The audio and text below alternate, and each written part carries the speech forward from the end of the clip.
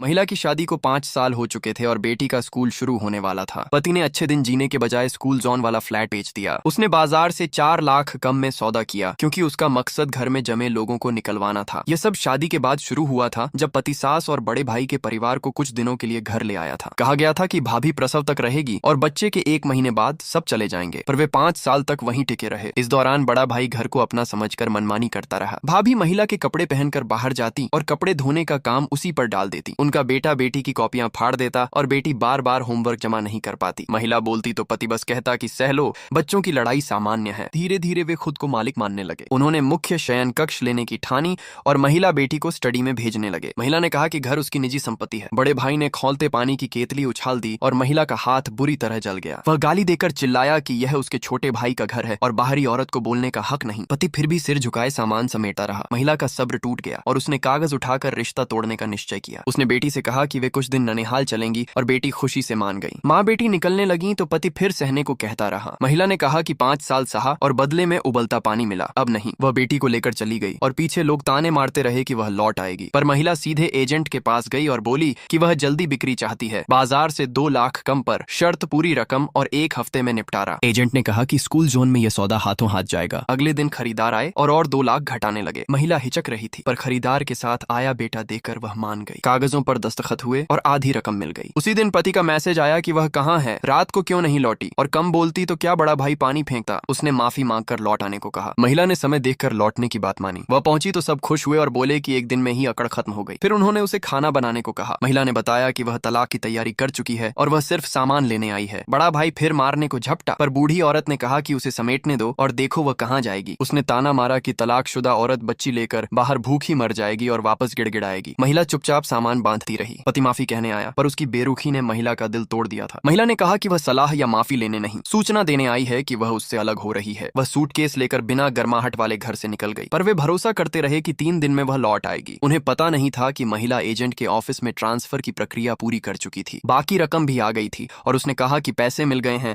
अब घर के अंदर के लोगों को साफ कर दीजिए। उधर से कहा गया कि 1 घंटे में सब खाली हो जाएगा। इधर घर में वे महिला का इंतजार करते रहे। पति घबराया, पर बूढ़ी औरत कहती रही कि महिला की हिम्मत नहीं। बड़ा भाई भाभी भी बोलते रहे कि वह बाहर टिक नहीं पाएगी। वे कहते रहे कि उसे कुछ दिन तड़पने दो, पैसे खत्म होंगे, तब लौटेगी और तब उसे दबाएंगे। पति मन में डगमगाया, पर पुरानी कायरता से चुप रहा और काम पर चला गया। पति के जाते ही बूढ़ी औरत बड़े भाई के दंपति के साथ मुख्य शयन कक्ष बांटने पर बहस करने लगी। वे लगातार झगड़ रहे थे कि किसका हक है। तभी दरवाजे पर तेज दस्तक हुई। बूढ़ी औरत बोली कि देखो वह लौट आई है, उसे बाहर खड़ा रहने दो। थोड़ी देर बाद बड़ा भाई बोला कि दरवाजा नहीं खोला तो सामने वाला चला जाएगा। बूढ़ी औरत उठी और दरवाजा खोलने गई। अगले ही पल उसके मुंह से डर भरी आवाज निकली कि कौन है।